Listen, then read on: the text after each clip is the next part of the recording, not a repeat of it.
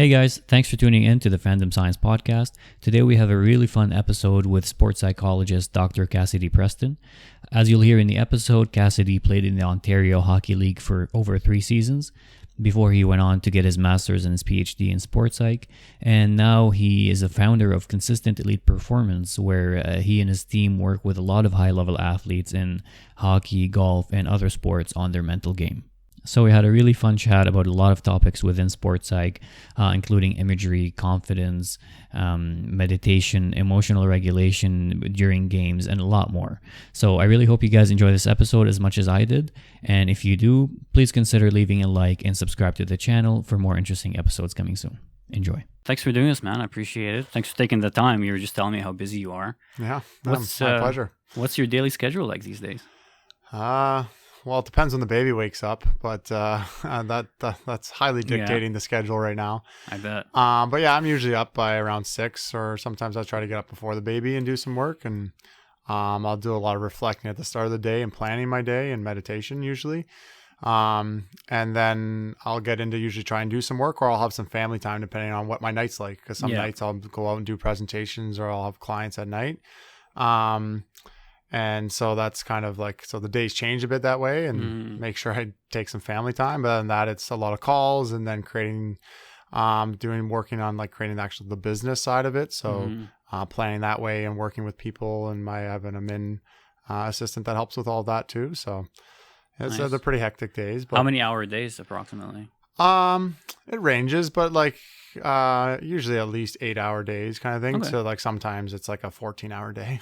Yeah. I think yesterday I had my first call and stuff. I started at like 7, 8. I was doing work and had a few breaks, and then I wasn't done to work till about 7:30. So it's like a 12-hour day. Wow. Yeah. So roughly. Pretty good.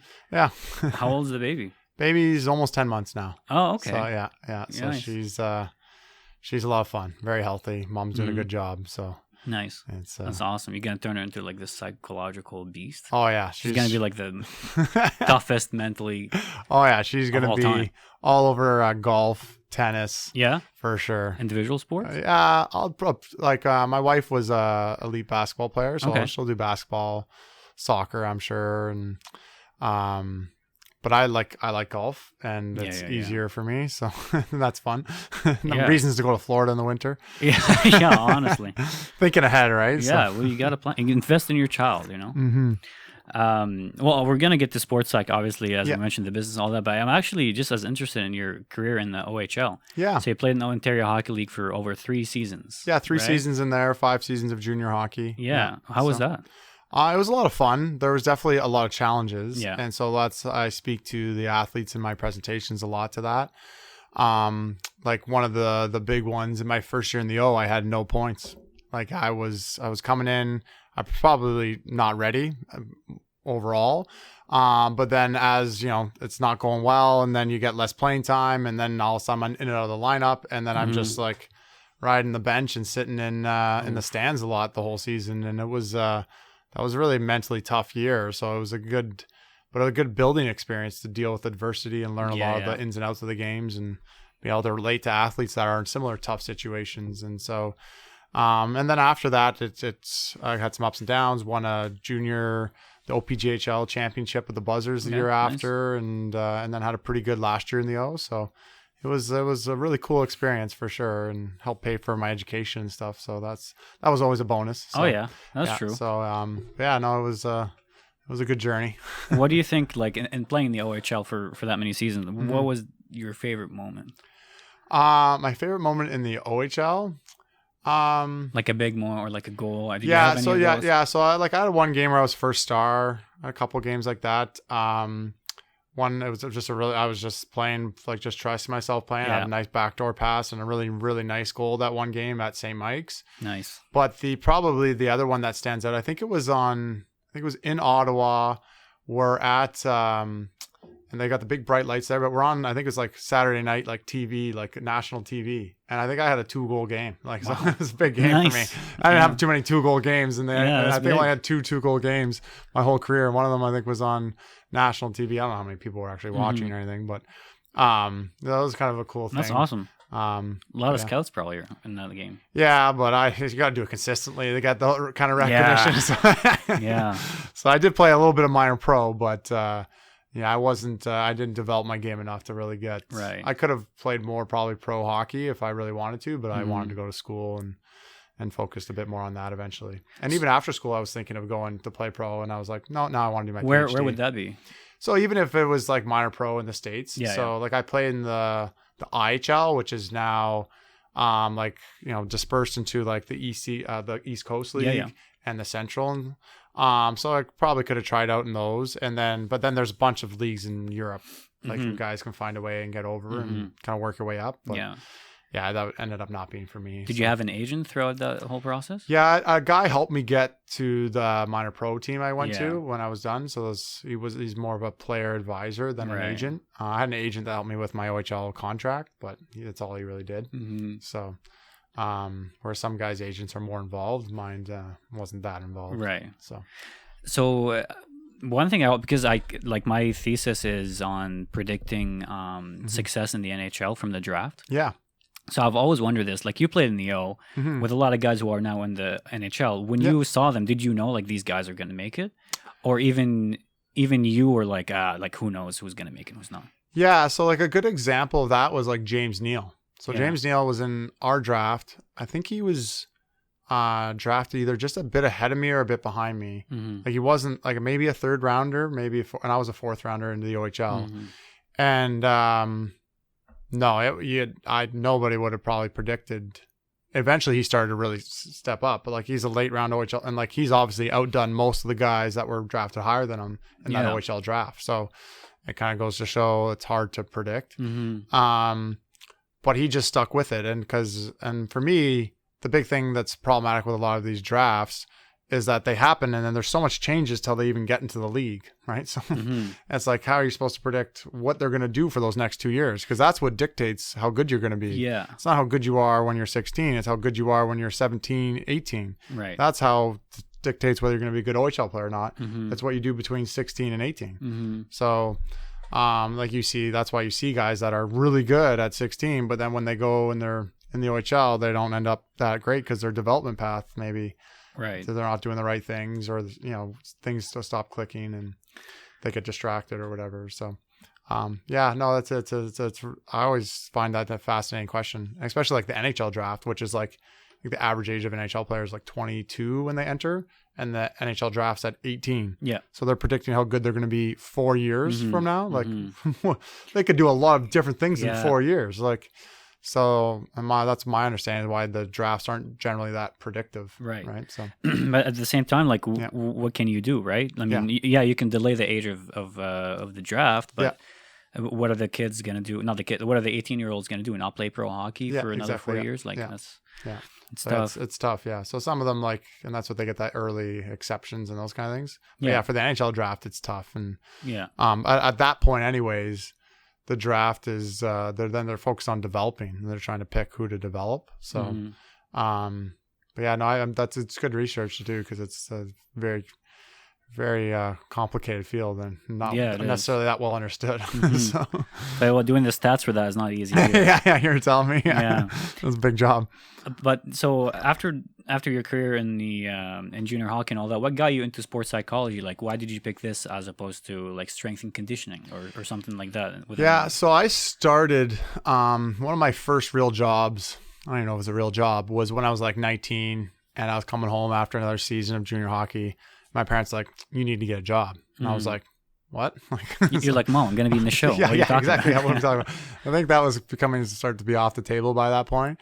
And they're like, you should probably get a job. And my one job was being a bouncer at a club, or like in North Bay. So like the Moose is called. Oh, it's not really a club. That sounds so great. Yeah, it's a gritty. Yeah. Can you smoke indoors? You're probably used to. I don't think you can anymore. Yeah, it sounds like a bar you can smoke inside. It's pretty gritty. Really good wings though. Oh, nice. So it's kind of like a bar. So I did that, like obviously part time. That was kind of funny. But then I started a hockey school called CHT, Complete Hockey Training, which from at that point I was already interested in the mental side of the game because of my own experience and how impactful I was finding it for myself, even though I was still struggling with it at times. And so we would do on ice, off ice, and sports psych with the kids. So and we wanted to give them everything that we could. Right. So I did do that from the get-go, and eventually then that took into more just on ice, because on ice was easier to kind of sell. So, but I've done a lot of off ice training, like being a strength and conditioning coach for hockey players and athletes. Obviously a lot of on ice coaching, but the one I find the most impactful and meaningful for me is the mental side. And that's the one I find a lot of people don't understand. Yeah. I didn't understand. It took me a while to kind of get decent at it. And it's something we all always have to work on, with managing emotions and understanding what I always do this kind of analogy where it's like these mental skills that we can't see, but they're real. And whereas our physical and technical skills we can see, and they're much more tangible and easier to notice when you work on. And so maybe it's because I like the challenge, but that's why I attracted to it as well. And it was big for me. And then as I worked through it, and I worked with some athletes, I've been doing it for a long time, part-time, and now only full-time for a little bit. But even the athletes, when I was doing it part-time, seeing their transformation, seeing them be able to understand what these non-tangible mental skills are, and then them improve their quality of life and their enjoyment of the sport and their performance is like, wow, this is fun. So that's kind of what the reasoning why I got into it. So one big thing you work with your athletes on is confidence. Obviously it's pretty big. Yeah. You mentioned in one of your the videos you do on social media is that if we want to understand how to be confident, we have to first understand what doubt is. Yeah. What's the relationship between the two there? Like, is one the opposite of the other, or? No. So I would say, to me, the biggest misunderstanding about confidence is that we want a high level of confidence, right? Which is, okay, sure, we want it to be high, but how high, right? And so it's not necessarily about being high; it's about being accurate. You want to have an accurate level of self-confidence. And because it's like you're going into a game as a hockey player, it's like, I'm going to score 5 goals today. That's a really high level of self-confidence, but that's not accurate. So that's where doubt comes from. And so anytime you have doubt, it means you have an inflated expectation. And so you haven't managed your expectations. And so doubt is just a form of feedback that it's like, and same with if you're getting anxious or fearful and worried, or you're frustrated, it's often because there's your expectations and this doubt and self-talk that's going on in the back of your head is not equilibrated. It's not aligned. And so we want to have that an aligned, and I say self-image. You want an accurate self-image is what it means to be confident and highly confident in who you are. You know who you are versus being just, I think I'm the best. Right. Like that's not what self-confidence is. So, and that's probably the biggest misunderstanding. That's why understanding what doubt is and where it comes from gets you to better understand what it means to be self-confident. So the key, would you say the key to being confident is to manage your expectations first? Yeah, that's a big part of it for sure. Yeah, it's if you have skewed expectations one way or the other, then you're not going to have an accurate self-image, and so therefore you'll have ups and downs in confidence, or you'll be constantly down. Right. One of the other big things with confidence is people might have a consistently negatively skewed self-image. Is very common, especially as athletes get older. A lot of them will, because one of the ways you get better as an athlete is being hard on yourself. But if you're constantly just being hard on yourself, then all you're focusing on is, I got to be better. Well, then what happens to your self-image? Well, it becomes negatively skewed. You're not owning the things you're doing well, and you're not positively reinforcing. So the way you self-reflect and, talk to yourself is it's constantly be better, and you're being hard on yourself. You're going to eventually have a negatively skewed self-image. Yeah. And so you'll be a great athlete, but your headspace will be up and down a lot, right?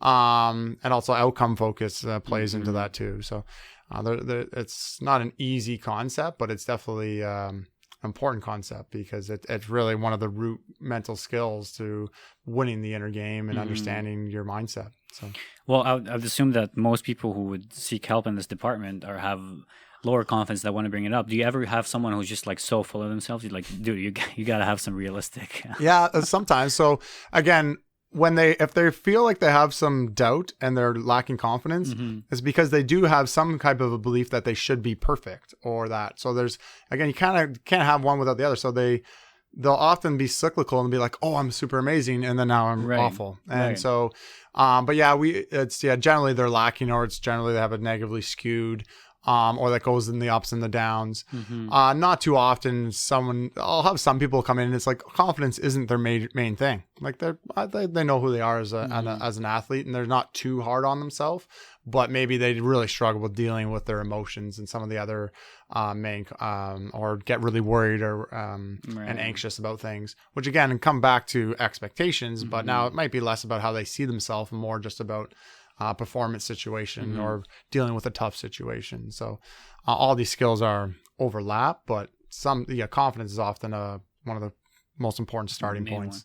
Well, it's tough to talk about like confidence and doubt and all that without mentioning negative thoughts, fear of failure, because I think both those areas are so interconnected, if not the same, actually. So I'm wondering, like, how do you deal with, or how do you advise your clients to deal with negative thoughts? Because there's more than one way. There's like thought stopping. There's mindfulness. There's a bunch of different ways. What do you? Yeah. So my it's not necessarily about stopping them, and more so about being able to deal with them and be aware of them. Yeah. And a lot of the time they're not even aware of it, and they're aware of it maybe after. They don't want to talk about it.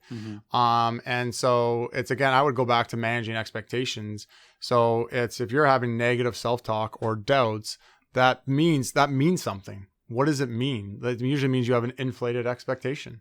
And it's like, oh, I don't think I can do it. Well, why? You think you should be perfect? Like, there's like, this is so important. If I lose, everything's over. Is that true? And so, I often go to the negative self-talk and let's learn and understand what that actually is. Right. And what does that mean saying about, and what kind of concepts are misaligned. And usually, so that would be kind of the first way to deal with it. Because one thing that I don't really teach, which is then, kind of aligns with this, is, it's like we don't want negative self-talk. That means all we want is positive self-talk. Yeah. And I don't really teach positive self-talk because what I would teach is accurate self-talk. And in fact, you don't want to be talking anyways while you're playing. Like you want to just be doing and feeling. So, but you want to have affirmations that are accurate affirmations, right? Or that's would be positive self-talk. That are accurate, and people will have, and then it's like this whole positive thinking movement that's huge, highly problematic, because like you want to be bipolar, then try and be positive all the time, and eventually you'll crash and you'll get really upset. But the concept out of that is, if you're just seeing super positive self-talk, I'm the best, I'm like, well, again, those are inflated expectations that aren't balanced. They're not aligned with what it takes to be that. It's like, I'm one of the best athletes because I do this. That's a affirmation that's accurate. And I've done all this work. So that would be an accurate affirmation, which some people would call positive. But I kind of try to steer clear of the words positive, negative, because then it's just like, you're getting caught up in this, they're getting caught up in your head. Yeah. And it's a judgment, and which is like, you want to be able to embrace the feelings and emotions and concepts. And I use the pink elephant bubble analogy as a way to deal with like emotions and distractions and thoughts, or that negative self-talk. If you think of your focus and awareness as a bubble, and you're living in this bubble, we don't want all these distractions coming in. And I call distractions and emotions pink elephants, because if I say, don't think of a pink elephant, you think of a pink elephant. And so we don't want to focus on it. So, but the best way not to focus on this pink elephant that's in our bubble is actually to go to it and embrace it and understand it, so we can move it outside. Right. But most people try to avoid it and stop thinking of it, which is only making it worse. It's like, so that's that whole emotional regulation piece, and or the fear of failure, or negative self-talk, or overly outcome focused. These are all just distraction things coming inside of your awareness and focus, and you have to be aware and learn to deal with them, instead of like, oh yeah, just be positive all the time, or just talk positively to yourself. Like, stop thinking negative. Like, I don't think that really works. You might be able to do it for a bit, and then all of a sudden you're just like, oh, now it's not working. I find like, I honestly find it so flabbergasting when I look at sports psychology, websites or seminars or whatever it is that promote positive thinking, because I feel like all that's get you is to fight in your own head against it. Like, if I'm playing and I'm on a breakaway and my mind says, you're going to F this up, like you suck. I'm not going to stop and be like, no, I'm not. I'm good. Blah, blah, blah. Like, I feel like a mindfulness based approach where you're aware of the thought, but then you put it, like you say, put it on the side, but focus on what's going on in front of you. That's what you should be sure. training your athletes on. Yeah. And then the idea is, if you keep having that thought, well, why are you having that thought? And being able to, you can dissolve charges, right? And that's the idea. There's a charge around it. There's an expectation around it. And so if you can learn to actually understand it, then you're not going to have that doubt. Because you're like, well, you know what? I'm only a 20% guy that scores on breakaways. Right. There's a 20% chance, but I can accept there's an 80% chance I'm going to miss. Right. Which is there might be a disassociation there. So, so if you learn to deal with that and manage those expectations in advance, then when you get there, you can just stay in the moment. And, so it's a lot, easier to deal with that. So, but yeah, the just be positive, stuff is, not aligned with what the really good research highlight, like Carol Dweck's work on growth mindset. It's growth mindset versus fixed mindset, not positive thinking versus negative thinking. And obviously, I've done a lot of work within her work, and that's a lot of obviously what I do in teaching with mindset is related to Carol Dweck. And it's fantastic work. I often don't even use the words growth and fixed anymore, because as soon as I try to teach people that, they go, oh, positive, negative. I'm like, no, it's not about, because you can be in a negative situation, like you're down, you've made some mistakes, and you're not just going to be positive about it. You're going to have a growth mindset about it, which is like, okay, I can learn from this. I'm human. I make mistakes. You're accepting. And what's my plan moving forward? How can I learn? That's a growth mindset, but most people don't understand that concept. Is, oh, you mean just be positive? No, you're in a tough situation. You're not gonna be like, oh, I love making all these mistakes. Right. Or vice versa. You can be in a positive situation. You just got a hat trick. You're doing well. And you can be like, look how good I am. I'm the best. Well, now that's a fixed mindset. And so you can be in a fixed mindset in a positive situation. You can also be in a fixed mindset in a negative situation, which you don't want, which is like, oh, I suck and I'm the worst, right? Yeah. But that's what we don't want. We want a growth mindset, which is focusing on the learning, the growing, and it's a more balanced understanding of the expectations and reality. So the research behind growth mindset's fantastic. Applying it is so hard though. And that's what it's big in the schools right now. Getting kids to adopt a growth mindset about math or English and French, and trying to get your athletes to adopt a growth mindset. It's not easy. You teach the concept, and a lot of people will struggle with it still, and they just think positive, negative all the time instead of learning to embrace. And that's why I use different analogies and reset routine and some different things to learn to embrace struggle and failure, which are then developing a growth focused mindset. So yeah, that would be kind of my feedback on this whole positive self-talk, negative self-talk.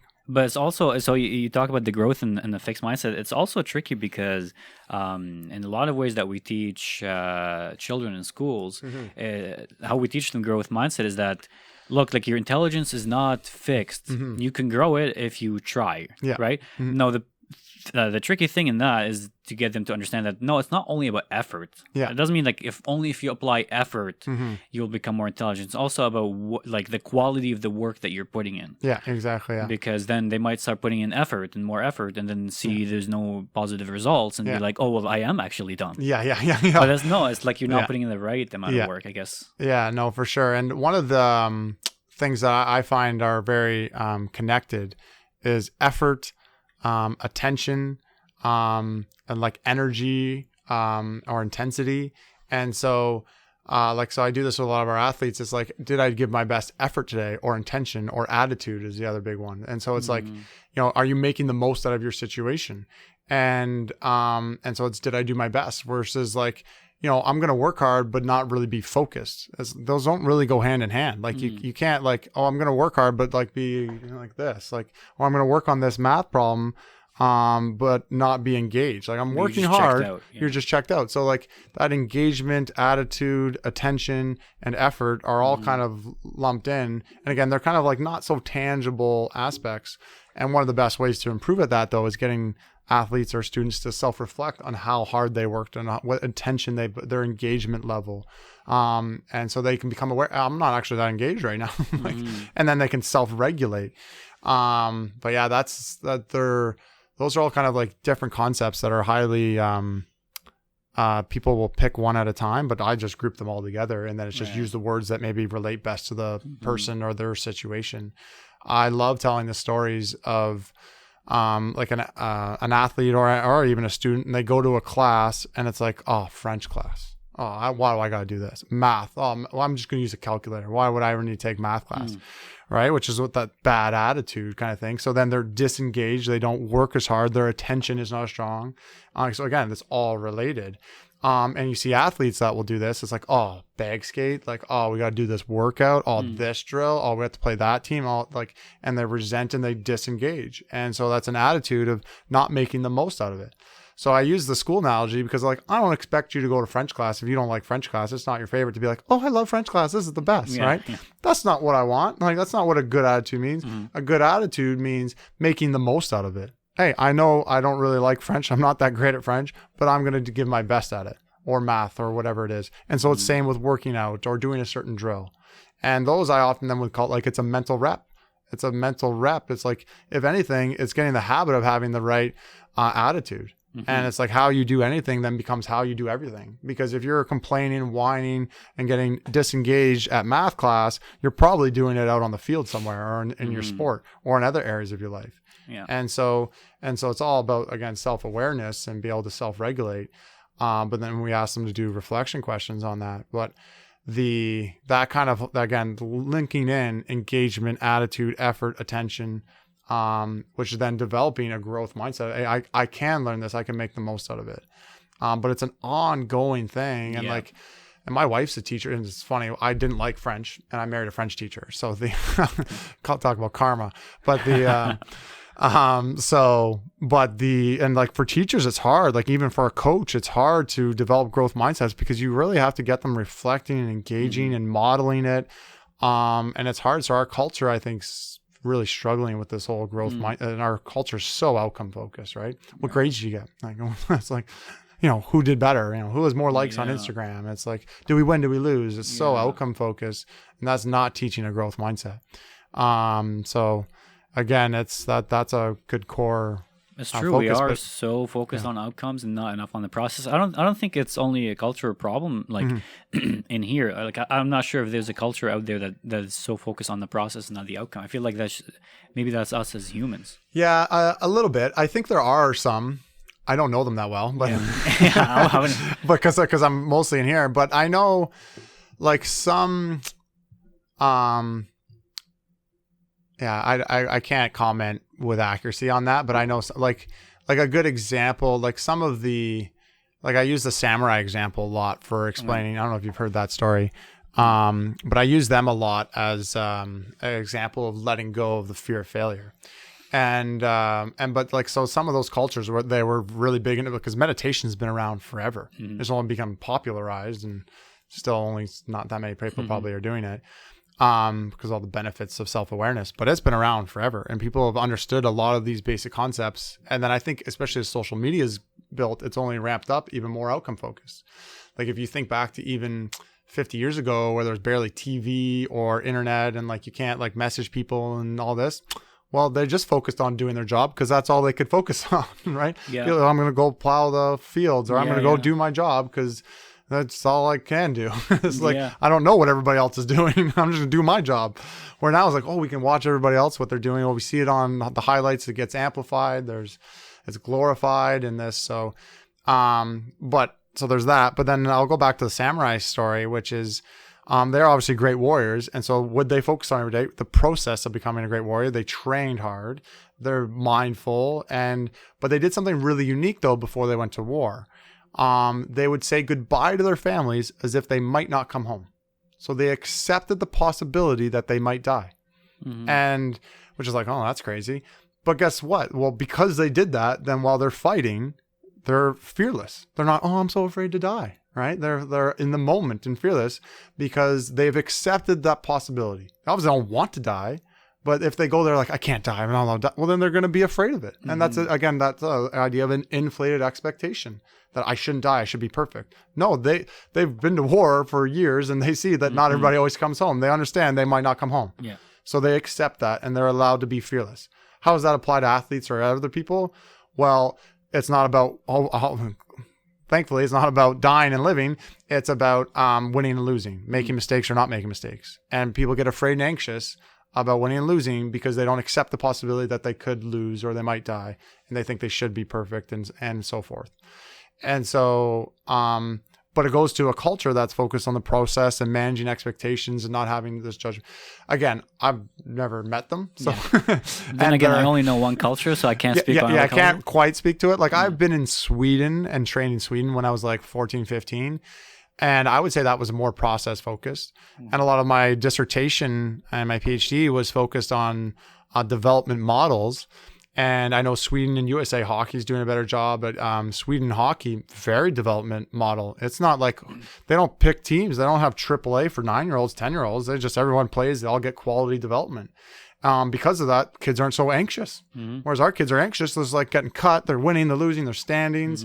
So there are other cultures that do it differently than us, and you'll see some differences because of it. My favorite example of that is Iceland soccer, where they don't cut kids till they're 20. And Iceland, if you know anything about Iceland, it is a lot smaller than everybody else at the World Cup. Yep. But they compete at the World Cup because they have a development-focused program. The fact they even qualify on its own is a big achievement. Like that, that speaks to their that's success. huge, right? And they're like, I think the next smallest country is 50 times bigger in population. Like it's like, but they can compete because they've created a culture around development. And that's automatically they're going to be less nervous about it because they've been focused on growth and not about performing and outcomes the whole time. They might have other things still with Instagram and school, but I don't know the culture. Again, I've never been to Iceland, so I have no idea. but I know about that program. So it's definitely a human thing to want to be a part of a group. And when the group then is focused on outcomes, well, then we all then relate and go to outcomes. So going back to your thing about losing and winning, it's like as hard as accepting is and acceptance of losses and all that, it's very hard. But as hard as that is, it's a hell of a lot easier than being so hard on yourself after a loss until your next game. Oh, yeah. And it's even harder if you lose the next game too, because then, that's a nightmare. Yeah, for sure. And I always say it's always like one of the main reasons people have a hard time accepting it is because it feels unacceptable. This is unacceptable. And very common ones are the perfectionist related ones. Oh, I can't believe I made that mistake, that little mistake. That's unacceptable for me to make that mistake. Coaches reinforce it. That's an unacceptable mistake. So which is what they're saying is like, we don't want to make those mistakes and really limit them. But then how it gets interpreted by athletes is that's unacceptable. I can't accept it. Well, then if you can't accept it, then you're not going to move past it. Yeah. Right. The other funny line I always say is like, oh, I can't believe I did that. Well, you better believe it because it happened. And like, if you can't believe it, you can't move past it. And the most important thing to understand about the word acceptance, because that's huge to managing emotions, is that it is not some skill that like one person's better at than another. What it is, it's a choice and it's a willingness. Am I willing to accept this? Now, currently, I'm not willing to. It feels unacceptable. Okay, being aware what it is that's unacceptable, and then give yourself the choice. And when you are self-aware, you now have choices. I can accept it or I can't. My choice. It's not going to be easy. And then I like to throw in things that help it be more willing to accept it, which is you're human, therefore you make mistakes. And just like the best athletes in the world make mistakes. And so that kind of context, like, okay, maybe I can't accept this. I'm not happy about it, but I can accept it, and I accept that I'm human and I can learn from it. And there's a growth mindset, right? So, and now we've let go of that pink elephant and we're back and focused versus like, don't think about it. I can't believe I made the mistake. Not accept it. Well, it's just going to stay with you, whether that's from one play to the next or from one game to the next and so forth. And then you're going to be anxious about making the next one. And that becomes the downward spiral. So yeah, that's my take on that. I find the same thing applies to like even everyday life, where if you have like some negative thought in your head, like if you keep battling it, like good luck getting rid of it. You will never get rid of it because you keep reinforcing it in your mind, making it bigger and bigger. But simply just accepting that sometimes shit happens, or sometimes things suck. Yeah, exactly. Yeah, well, life doesn't always go the way you want it to go. No. Like, it would be nice if it did. Most of the time, it doesn't. Most of the time, it doesn't. It's adapting, and again, it's some of the good work. I love some of Brené Brown's work on vulnerability, and so which deals with acceptance indirectly, and it's like the story I'm telling myself is this. And it's like what narrative do you have running? And often if you're And it definitely applies to life. Like, it's like we all have doubts within our own lives, and like as academics or students or careers, it's like, oh, is this going to work? Like I had a lot of doubt early on going out by myself as a consultant and doing the work I'm doing now. It's like, oh, will anybody like hire me? Will I ever work with any athletes? What if it's, I can't make ends meet? And is this really a good career move? And it's like, well, I don't know. Maybe it won't be, but I'm going to try. And it's like, I know if I do these things, then I have a chance. And then so I go after it. But it's, people think it has to be all or nothing, or, but when you have those doubts, that's just a sign that you have some kind of inflated expectation of how things should go. And if it doesn't go that way, it's a failure, and there's all kinds of things. So, it's managing those thoughts and understanding where they're coming from, and then you can learn to deal with them. And move past them so that they're not like weighing you down and you're doubting yourself all the time. So there's definitely ways to do that. So what about like mid game, or like, for example, my friend was asking me this question. He wanted me to bring it up to you. Yeah. Like he's a big golfer, right? Yeah. And let's say you're chasing like a sub 70 number, right? Yeah. And you're on pace and things are going well. Yeah. How do you prevent yourself from getting like all caught up in the moment, so excited, and keep level headed? Yeah, you know exactly. Like, yeah. Now we're talking about when things are going really good. It's like, oh, this is too good to be true. Yeah, exactly. Yeah. So, and that's very common. Well, first of all, too good to be true is, I would take that out of your vocabulary, because that's just you're gonna self-sabotage. These were my words, not his. Yeah, exactly. But but people say that. I've had athletes say this. Like, I wouldn't encourage you to keep using those words. But the idea is when things are going well, and like Sergio Garcia is a good example where he's had leads and then blew them, and then he's worked on his mental game and started accepting things. But it's like you get that, again, inflated expectation, which is like, oh, I should win now, or I need to win, or I could, and you become outcome focused, which is a pink elephant in and of itself. It is a distraction. And so, your odds of maybe getting your score up, but it's not a guarantee yet. Does that make sense? Like until you've made the last putt, like there's still a chance you can make some mistakes here. And it's like, so a very common one, like let's say use the golf analogy, you're about to break 70 and there's 2 holes left, and you just need to, you can get 1 bogey on the last 2 holes, right? And you're in that kind of a situation. It's like, so this is pretty good. I par out. And even if I make 1 mistake and I get bogey, I'm shooting 69. I'm breaking my 70, or, that's a pretty good golfer. But, for me, it may be breaking like 85 or whatever. And for whatever golfer, I work with one of the pro golfers I'm working with. He's like shoots in like the low 60s. So it's like, but that's one thing doing that, and another thing doing it when you're competing. But so you're in that situation. And then so your mind goes like, I should break 70. Keyword should, expectation, should break 70. What, like 100% you should break it? Like you've never double bogeyed a hole before? Like, oh, no, there's still a chance. The odds of you breaking 70 are pretty good now. They've gone up a bit, but it's not 100%. And as soon as you manage this, I should be good. Or this is really common. Like you're like way under, like -5 on the front. You're like, holy shit, I'm in a good spot to get my best score ever. Then what happens? You collapse because you just brought in pink elephants and expectations and distractions. And if you're focused on your score while you're swinging, you're not focused on where you want to put the ball. And you're focusing on an outcome when you should be focusing on technique, on the process. No, not even technique. So as a golf, as an example, you're focused on the process, which is, and what you can control is where do you want to put the ball, one shot at a time, right?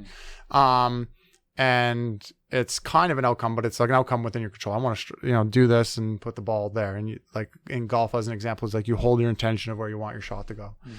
But you allow those kind of like when things are going well, and that's a fixed mindset, right? As an example, things are going well. You're being positive. I should do it. But then there's all this doubt and anxiety coming in. Well, why? Because it's inflated and you're not managing the expectations. And my favorite example to really break down this process versus outcome, which is you're becoming outcome focused when you succeed often. And that brings in problems often. And what I encourage for athletes is like, okay, while you're playing, are you focused on the things you control, like just one shot at a time, making the play, checking your guy, or, reading, making executive decisions as a golfer, whatever it is. Those are things that are fully within your control that you do, that lead to the outcomes you achieve. But a lot of us, while we're playing sport, get caught up in thinking about the outcomes. Like, what's the score? What am I going to shoot? Or, how many points do I have? What's my playing time? What am I on the power play? What's the score of the game? Like, am I going to win? Going to lose? And we got really caught up in these outcomes and comparing ourselves to others, which are the results of how we play. Now, so you're going to think a bit about both, mostly because we're human. And it's saying, sure, these matter, but obviously these are more important. And this leads to that. But it's a good self-assessment to go, okay, well, while I'm playing, how much of the time I focused on just what I can control versus how much of the time I focused on the score, outcomes, and comparisons. And a lot of athletes will be like 40, 50, 60% process, and then the opposite, the reciprocal outcome. And but what we want it to be is at least 90% process focused. And sometimes you might be process focused, like, okay, I want to make the shot to go there because I want to win and break 60, 70, right? Or whatever, to get 69. Well, that's more so outcome focused. Right. You're thinking about the process, but then you go jump to outcomes. No, we want to let go of that outcome and just be fully in the moment in the process. And that's a mental skill and habit. And that's what I say 90%. You can be aware of the score sometimes, let it go, come back to the process. Oh, wow, I am doing well. I might break 70 today. Accept that I might not and let it go, and I'm going to come back to the present.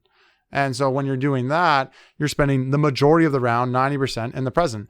And I use golf as an example, but any sport, sometimes we're so in the moment, we're not aware of the outcome, right? We don't even know what the score is. I've had the games where I don't even know how many points I had. And somebody had to come tell me how many points I had that game because I was just playing.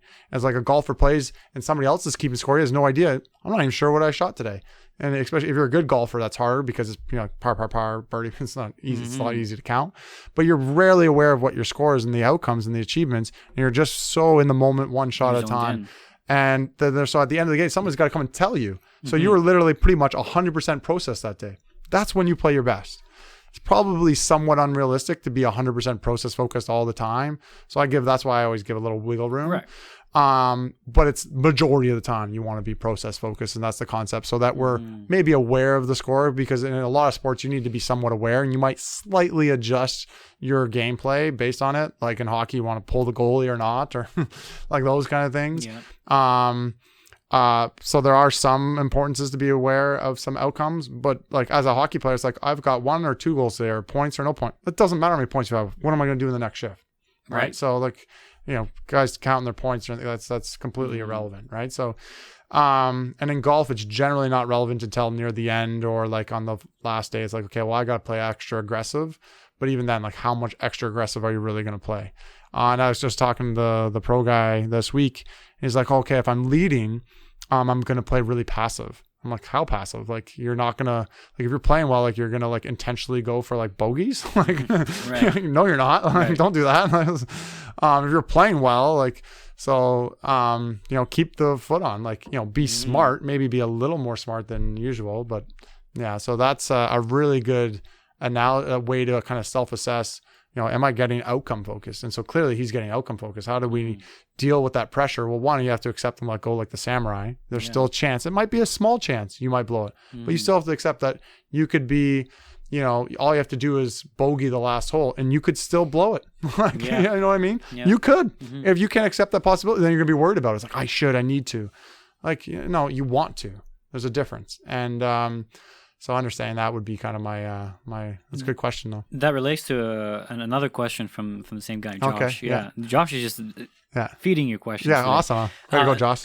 But he was saying like, how do you? I think you just hit on this. It's like, how do you manage your aggression when you want to be aggressive? I'm not talking about like anger, in your gameplay. Yeah. How do you manage? Being your aggressiveness while also maintaining your composure. Like staying smart, but also being aggressive. Yeah, no, great question. So this is when we talk about setting intentions and coming back to after you manage your emotions, like step 1 in the mental game, deal with pink elephants, manage your emotions. And sometimes those get you too aroused, right? And you're too intense. Or sometimes you're, for whatever reason, not intense enough.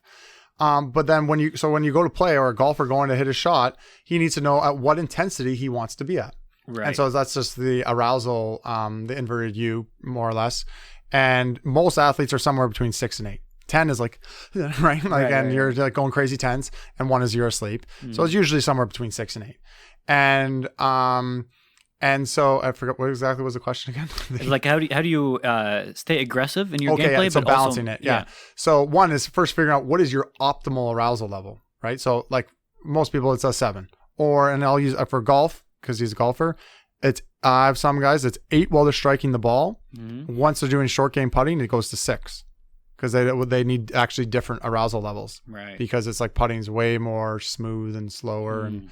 But while they're striking the ball, you have to strike it hard. Like it's not like you're swinging slow.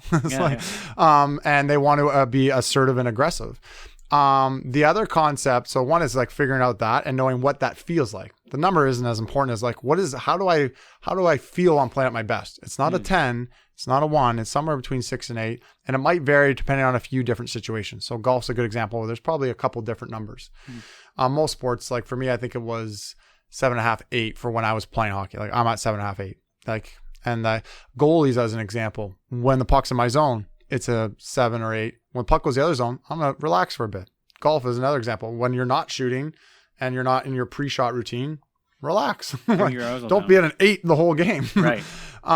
So that's understanding arousal level and your optimal level, and then knowing what that feels like. And having confidence in there and learning. But if you don't manage the pink elephants and emotions, then can use breathing to get the 9 down to your 8, or you can I want to get up to from a 6 to an 8. I was working with another golfer, one of the guys at York. And it was like, I'm too low. I actually got to get myself, I'm kind of getting just too checked out right now. I got to get amped up on some shots. And so there's that aspect. But in terms of assertiveness or aggressiveness and composure, the thing I like to use is the word assertive, right? So aggressive actually means intent to harm. So, but people use it all the time. Be aggressive. Yeah. Whereas you actually mean the word assertive. So that's the first distinction, because especially in like a contact sport, like, I want to play more aggressive. So that means you want to have more intent to harm. Headshots? No, headshots. Yeah. No, you don't actually. Like that's usually going to backfire eventually. Right. So especially as rules can keep going up too. Back when I played, we were pretty aggressive. Elbows up. It was elbows up. Yeah. I was told to get over 100 penalty minutes my draft year, and I had You were told to have more penalty minutes? Yeah, to have 100 penalty minutes shows I was tough and not afraid to play with an edge. Jesus Christ. So I did. Also putting your team, and I got a little crazy. So, taking a lot of penalties. That's good. So I was definitely aggressive. So eventually it was a good distinction for me. But a lot of kids don't want to be aggressive because they want to be nice kids. So no, this is not about hurting people. This is about playing assertive and playing. I call it like playing on the line. But so there's understanding and that's especially really important. Playing on the edge is an important concept for aggressive contact sports. And then going back to golf though, it's like playing aggressive yet playing composed. Again, it's just like, well, sometimes you might play well at like a 9, but eventually it's like you're going to be too aggressive, and then you're just like overcompensating and you're going too hard, right? And then again, like being too relaxed and composed, then you're just like then you're going to miss balls and another problem. And that's again, the optimal arousal is not too high and not too low. So you have to find out what it is for you. But then it becomes getting clear on coming back to it, coming down to that if you get too ramped up, and if you're too low, get yourself up. So it's like, how do you find the balance? Well, you have to identify the easiest thing is to identify what your number is first. And then it's like, what does that feel like? And then replicate that. Use imagery is a great way to replicate that. One of the things people don't do in imagery is evoke emotion and evoke the intensity feeling or arousal level. It's one of the most important things you could do. So getting in tune with that is helpful. And just like, and as a golfer, I'd have their whole pre-shot routine that like is usually like about 10 seconds. Like once they've lined up the ball, they're walking up, you're at an 8 the whole time, eyeing down your target. You're at an intensity level. Again, it could be lower. It's generally not higher than 8, but that 10 seconds of your pre-shot and then your shot is at an 8, right? So get dialed in, be like, that's part of your routine. Set that intention, have that level of intensity. There was one other thing I think I was going to say about it, but I think I lost it. So find your arousal scale. Everybody's scale is going to be different, right? Yeah, exactly. Yeah. See where you perform best within that scale in different situations. Yeah, it could change based on some situations. And then, some sports it doesn't. Right, and then so if you're getting into that specific situation and you know that you're your best at 7 and you find yourself at a 9, bring yourself back to a 7. And then you'll optimize your performance. Yeah, exactly. Right. Yeah, it's going to help. Yeah. But again, The first thing though to do before that, deal with emotions that are unchecked. Right. And the pink elephants, the distractions that have come in, because you can do all your best to get yourself to a 7, but a 7 with distractions is not a great 7. Does that make sense? Right. So, and often if you have these like fears and worries, it's going to be hard to really get a 9 down to a 7, because part of the reasons it's a 9 is because you're anxious. Yeah. Right. And you're worried and you haven't dealt with the emotions and anxieties and that. So that kind of dual approach, and then it's staying in the moment and staying at that intensity level. That is the inner game in a nutshell. So right. There you go, Josh. Yeah. Spent 10 minutes on you. Josh also says if anybody wants to challenge him in golf, he'll smoke you. Oh yeah. These are his words, not mine. Yeah. Well, if he's trying to break 70, then he'll be pretty good. Yeah. I mean, if he's asking about how to get sub 70, he's probably gonna smoke you. I got a shot at 39 the other day. That was big on the back. I shot 45 on the front. So it was an 84 on the day, but I got dialed in on the back. Got some good bounces. You're on fire. I was on fire. So, and 3 putts to start the day. That was could have been somebody. So your daughter might be on her way up by next year. Yeah. So one thing you just mentioned is imagery, which I also wanted to ask you about. So a lot of people obviously don't know what imagery is, especially if they're not in our field. Or can you explain like what visualization is, what imagery is? Yeah. So for me, the basic concept of it is it's all about setting your intention for what you want your attention to be on. And so you can do imagery from your own point of view. You're closing your eyes, imagining previous performances is often helpful, like reinforcing things when you've done well and when you were at that right arousal level and your head was clear, the clear bubble, and positively reinforcing past success by imagining it, and as well as then imagining current day or upcoming games and competitions. And so you're there. What does it feel like? What do you want to do, and how does it feel while you do it? What intensity level arousal? You want to feel confident, but elaborate on that. You're confident and assertive, fast, quick, strong, big, explosive. There's all these kind of emotional feelings, and so you want to be like you're there. And then you go through then the most important plays for you to do imagery of, not just like 25 minutes of the whole thing. Like, that's not probably too much. On the bench. Like, what are you doing? Exactly. Yeah. So, but I will encourage, and most people don't do this, which will be do imagery of your mental skills. So like for a hockey player, I'll have them do imagery of resetting and managing their emotions on the bench. So not of them making a mistake and getting frustrated, but I feel frustrated right now. I'm going to accept and let go. Remember, I'm human and calm myself back down. I'm at a 9. I want to get back to an 8 and then get focused on my next shift and what I want to do. And so it's like by doing that, you become more likely to manage your emotions more effectively. This is great. Also doing the imagery of before the game or before competition or near the end. And so I do this a lot. Like you could close your eyes right now and you could imagine yourself. It's Game 7 Stanley Cup Finals. And you feel, or whatever the pressure situation is, end of the round, I want to get my 69, break my 70. You're there, you're about to do it. And you close your eyes, I'm there. The butterflies come, the nervousness comes, the tension comes, the worry and anxiety comes. So you can actually rehearse, I have that feeling. Deal with it, let it go. And you can do that in your mind as a practice. So then when you get there, you've already practiced doing it a bunch of times. Because how else are you supposed to mentally prepare to deal with the pressure? Imagery is one of the best ways. So this is like a hack. Yeah, it's one way. It's a hack. Yeah, yeah, it's kind of a hack. Yeah. I mean, it's kind of a hack. No, I mean, it's like instead it's still of not being, easy. You have to do it over and over again. Yeah, but I mean, instead of being actually in that situation over and over again for you to get experience, you can do it in your own mind. Do it in your mind. Yeah, and it's kind of cheating. Yeah. So but it's good cheating. It's what the best athletes in the world do. Yeah. You think they constantly thinking about their game and studying it, and they do it for their actual game. And some of them will be naturally or through coaches or sports psych, people are helping them be like, get ready to deal with the pressure. They're just more prepared to deal with it. Yeah. And so, but it's also about dealing with it in the way that's going to be most effective for you. So as an example, like the pressure situation comes, well, what are you so worried about? Because acceptance and let go is not some kind of blanket statement that works. Is you have to know what to accept and let go. What exactly is that pink elephant? What exactly is the thing that's bugging you, or distraction, and learn to deal with that. And so you get clear on that and then do mental rehearsal of that. But it could change, right? And you do it one time, it might not work the next time because you have to continuously reflect and grow. So the other side, the most common, is self-reflection, and get into self-reflect on their mental game, but also on their game and the important areas. And so most elite athletes are doing that to some extent. Most of them overlook often the mental game. So I heard that Duncan Keith mentioned that he's big into imagery and visualization, and it's helped him out a lot in his game. Oh yeah, yeah. I mean, if you're a 3 times Stanley Cup champ and Conn Smythe winner, no, for sure, that's good advice. It's a lot of I know Braden Holtby's huge into the mental game. There's a lot of the guys are. It's really growing. That's why it's huge in like sports like golf and baseball. That it's like if you're off just a little bit, like it's there's a pretty noticeable. Like that's why goaltending it's huge. Yeah. So I mean, like every pro team probably has a sports psych or more on staff. Yeah, most. Yeah. Or at least How many athletes do you think use it per team? Like percentage?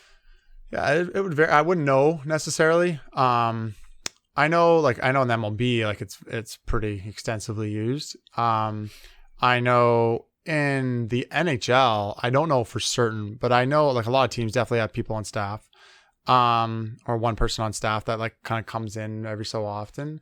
I don't know as many teams that are as well integrated. Whereas like in the NHL, and I don't know if every team has somebody necessarily yet in the NHL. Like hockey's a pretty slow adopting sport, right? Like it's like old school, old boys club. Like I think. I don't know if it was Lou, but somebody said, somebody on the league, and like Lou's gone now, but it was somebody that's like, we don't want players that need a sports psychologist. Like Lamorello? I think that Lou might have said that, or somebody said that, and which is just classic old school. So it's like, they don't need it, but, and there's one of the guys that works with the Habs made a good point, which is like, dryland training is not optional. Like practices aren't optional. Why would it be optional to work on your mental game? Right. Like, and even if things are going really well and you're on top of it, it's not about like coming to talk to somebody isn't going to throw off your mental game necessarily. And maybe the talk will be very short. Like the athletes I work with, we do a long-term program. Some weeks it's like, all right, sounds like everything's pretty good. Calls done short. I'm just here as a resource to check in. And some weeks it's like, we need to book an extra call. Yeah. Like we got a lot going on. But worst thing that can happen is the athlete goes, oh yeah, I know all those things. Yeah. And you're like, okay, good to see you. I'll talk to you later. Nice chat. Yeah. Yeah. So, but it's, so that's, anyways, it just kind of goes to why hockey is a bit of a slow adopting sport, but it's coming around. It's definitely coming around. And I know as an example, like the Seattle Seahawks. So, was that Steve Carroll, the coach? Pete Carroll? Yeah, Pete Carroll. Yeah. Pete, Steve. What am I talking about? I have read his book a while ago. I used to read a bunch of his books, and he really does a lot of the inner game of tennis stuff with Timothy Galloway, I think his name, and some great stuff. And so Pete's like big into it, right? And I think their sports psych guy is like highly integrated into their team. Like he's around all the time. Nice. Like, and his main thing is just the Seahawks. Whereas like I know guys and people that work with other teams and pro teams, especially in hockey, they're in and out. Like they'll come in for a bit, then they're not really there, so they're not as integrated. Whereas in the MLB, they're often pretty integrated. Like they're just it's their full-time job is working with that one pro team. So then how much the guys use it again varies on sport and probably varies on person. Like guys in the NHL, I know for certain, like they might have a sports psych for their team, but they have their own sports psych guy. Does that make sense? Like, there'll be just some individuals because they want it more, so they want their own person and the person that they've made a relationship with. So there's a bit of that too, right? So my guess is also obviously hockey is super old school, and but also because in sports like football or baseball, every play is like an isolated moment where there's more pressure. Whereas in hockey or soccer, it's like a flow of plays. There's like 100 plays going on in a period. Whereas in baseball, it's like it's you and the batter. Exactly. Yeah. And that's it. And all eyes are on you, and it's like the pressure is more. And I guess the need for sports psych maybe more. Yeah, exactly. Yeah, that's why they've probably been more open to it because it's like they see the impact quicker and like it is very obvious, but it's just as helpful and applicable to hockey. And one thing that does happen in hockey is like, because like you might be out of it and then, but once the shift going, then you just kind of naturally come back into the flow to a degree. So they're kind of like it sometimes solves itself to a degrry, but then you might get thrown out or at least you'll be off to a degree. Not maybe as much off as like still a goalie though. Like a goalie, like if they're off, they're off. Like it's they make a mistake, it's a goal against. and they don't have teammates to cover for them, right?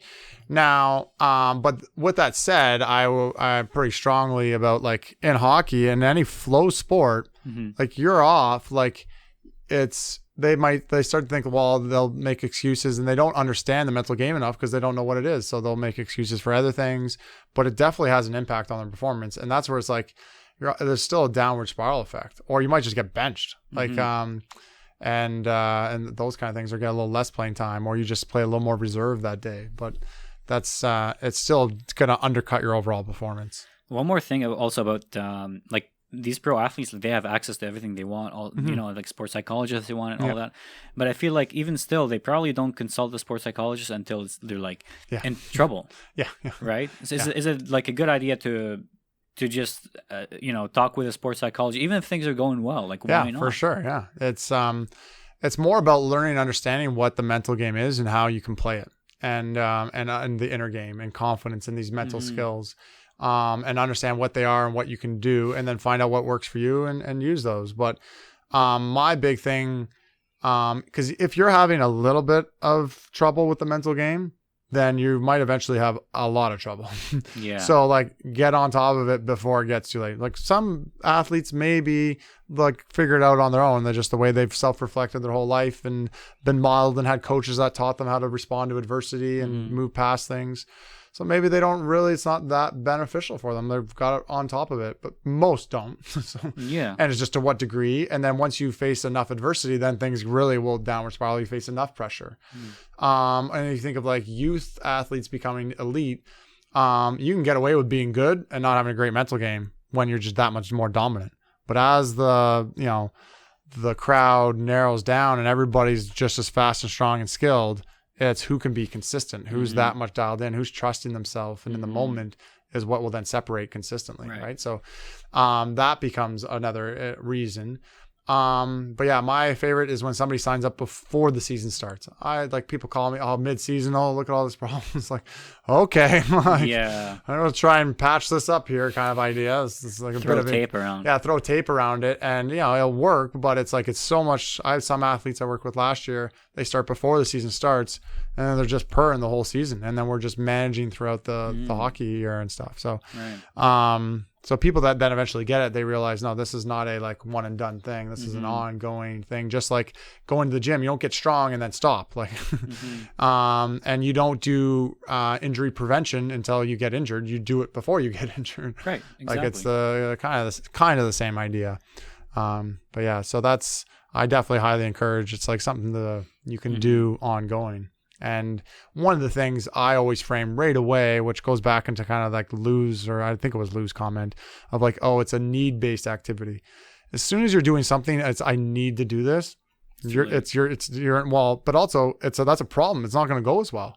Like if you're going to work out, I need to go work out. How are you going to work out? Like, no, you're not going to work out that well. It's going to be like, oh, there's going to be tension around it. Oh, I have to go to practice. You don't have to go to practice. You want to go to practice. You want to work out. You want to become the best athlete you can be. But it's the same with your mental game. I want to work on my mental game. Not, I need to. I need to do this. Right. And then it's like, not a chore. Because then it's like you're being forced to do it instead of like something you want to do. So like I always preface it right away. I'm not going to work with an athlete that feels like they need to work with me. I want them to want to work with me and do the programs. And now they're going to be more open to learning and using the things, the exercises. So, but yeah, that's also, and that goes to like Lou's like, oh, I don't want to work with, we don't want players or whoever said it that need sports psych. No, nobody needs it. Right. Even if you're terribly lack of confidence, whatever you're feeling, you don't need it. Like you don't need to do anything. Like you can keep being upset if you want. Like you can talk to whoever you want and you can go Google stuff. You'll find a way if you want to. So, but as soon as that need word is that puts a spin and connotation on it that can really like that becomes a jarring impact for people. And well, good news for Leafs fans because I think Kyle Dubas would be pretty big on sports psychology. Yeah. Well, I know they hired somebody. They have a female in there. So they got somebody in. Yeah. So sticking with hockey, do you like with the rise of analytics and hockey? Corsi, Fenwick, all that stuff. Yeah. I feel like some intangibles like mental toughness, grit, compete level, all that are becoming more and more ridiculed. Yeah. Like every time I read a piece that involves analytics or someone that talks about analytics, they keep making fun of those intangibles because they think that all that makes sense and all that you need is good possession numbers or like good stats and all that. Like, how do you feel about all that stuff? Yeah, and just to clarify, there's what were they ridiculing? The most ones that I see being ridiculed are grit and compete level. Okay, yeah. So no, for sure. The one thing that I'll highlight though is like at the end of the day, it's really hard to measure. How do you measure grit and compete level? So how do you measure emotional regulation? How do you measure, like, all these skills they're not tangible. Yeah. There are subjective assessments. So like the first thing I always do with athlete is I get them to self-assess, but then it's all about whether they're being honest. So from a coach or a scout to assess someone's grit and intensity level or compete level is like, they can't objectively necessarily do that. And that doesn't mean it's not an important concept to consider and contemplate. And then it's about reading people and understanding who they are and their values is what would be probably what I would tie into. That's going to get the most out of your grit and intensity. And then the other, like, and a lot of people will watch, and I think especially in hockey, I think a lot of the scouts will, like, they really prioritize grit, character, and intensity. Like, they can see compete. But a lot of coaches will say they can teach compete. It's like, you don't want to compete? Well, now you don't play. Like, so, can you teach compete? I think so. Yeah, to a degree. You can create a competitive environment, right? And you get people to become more self-aware and self-regulate to compete harder and more aware of their effort level. You positively reinforce effort and those kind of things depending on the level. So yeah, I would say so to a degree, right? Again, but it goes back to then values. Like, if they're not intrinsically motivated in the first place, they don't truly love the game, then we're pulling hair. Like, it's where the conversation is not as important. Yeah. So it comes back to, like, how much do they really love it, and that's going to come through with how well they compete. And but sometimes it's bad habits they've developed or been modeled from other people, and so that can be kind of adjusted and accounted for.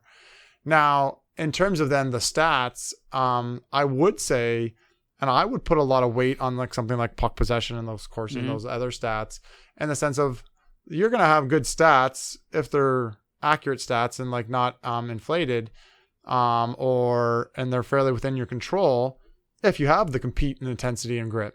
Exactly. So it's like, so these stats are somewhat indicative. They're proxy for something. Yeah, they're proxies of different things. Create themselves. Yeah. So there's skill in it too, but there's definitely compete and grit in those stats as well.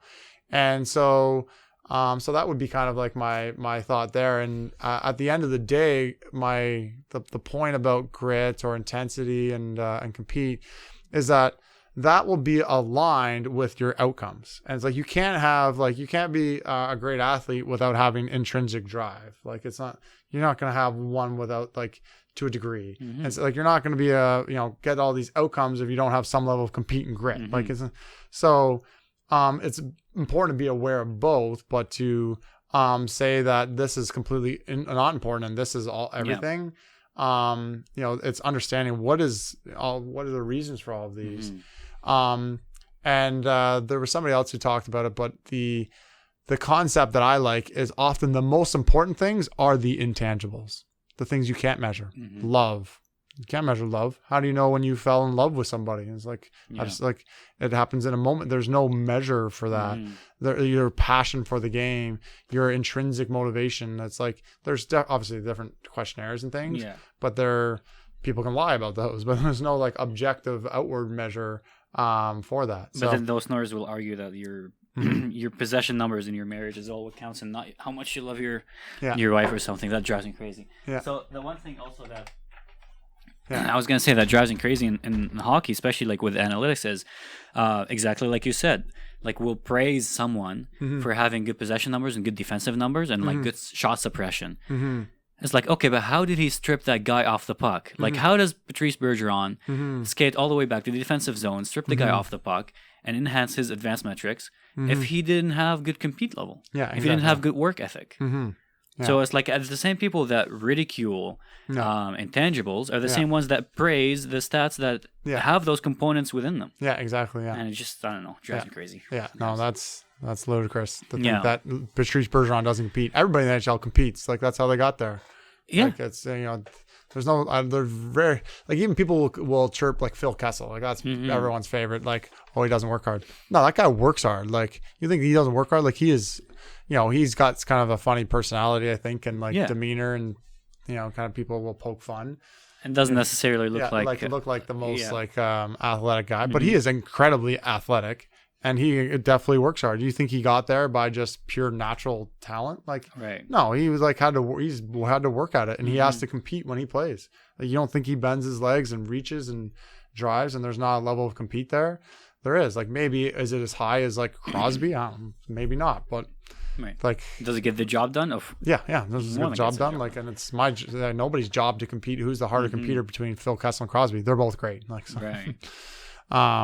So that's but yeah, like it's more at like maybe a youth level where it'd be like, okay, this guy's not competing, but then the question is, why are they not competing? And my thing is, like, if they're intrinsically motivated, they value it, and they want to do their best, well, then they will. And so if they're not, then maybe it needs to be linked to it, or might be things holding them back and they're disengaged because of distractions and failures and things, or maybe it's not what they love. Like, it's like I've had a couple athletes lately where they were kind of multi-sport athletes, and they came to me talking about hockey, and now we're just talking about golf. It's like, you love golf, man. Like, let's talk about golf. That's your sport. Like, and then another one, same with just recently about baseball. It's actually, your sport's going to be baseball. Like, it's like, yeah, I love baseball more. What are we talking about hockey for? Let's talk more about the thing you really love.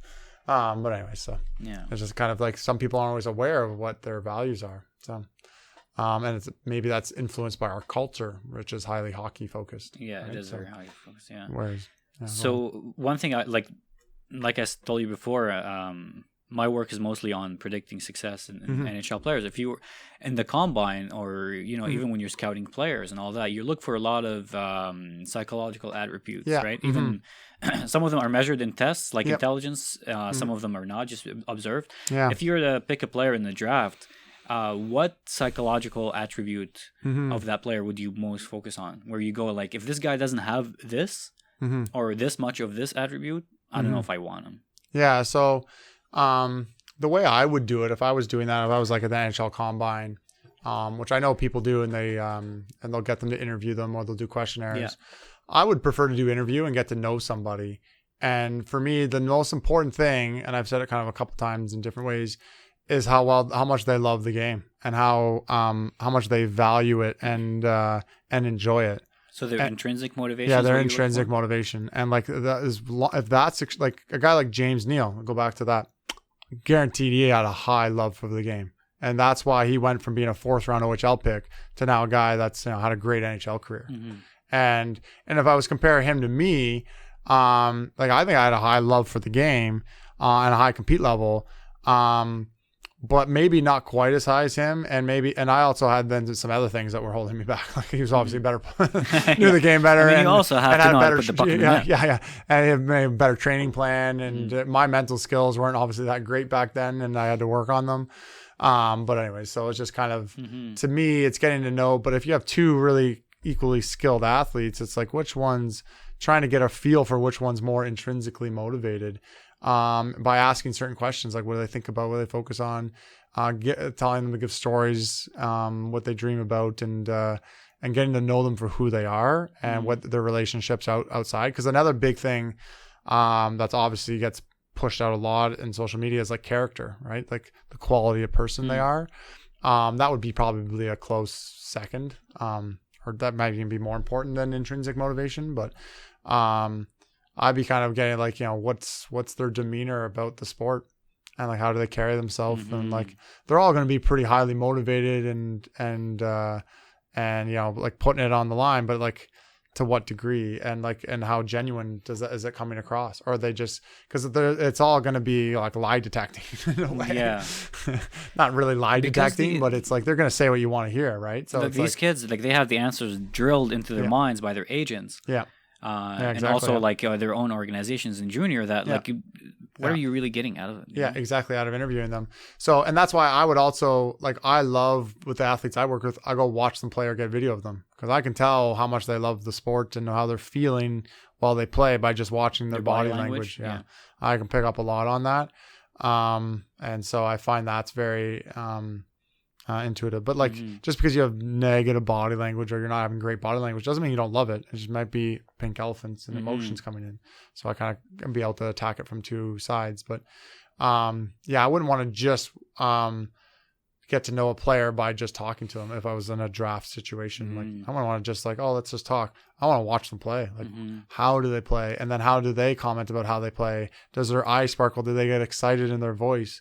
Those kind of I don't know if there's, they might have it in other areas. I don't think we have it in our field, but of ways to pick up those subtle cues of excitement and things. There's probably brain scan things you could do. That'd be pretty intense, but yeah, that's pretty that'd be invasive. pretty intense. That'd be pretty but the electrical things, it sounds what part of your brain lights up when you talk about these areas. I know they do have studies of that, to bring that to an NHL draft to assess how much they really love the game. That seems a little extreme.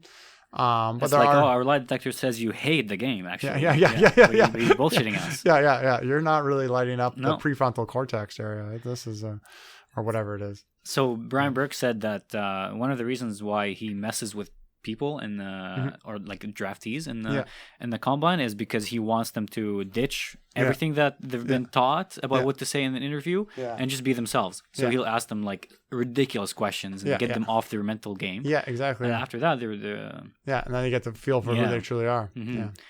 Sometimes they take it too far. Like in the NFL, one time they asked, I don't know if you heard this, but they asked a prospect if he finds his mom attractive.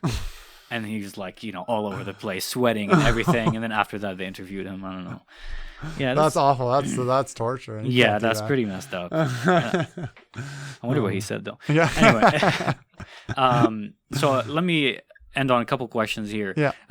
What kind of psychological advice? Because sport imitates life, right? Yeah. And life is kind of like a big game, almost, if you think about it, like a series of games.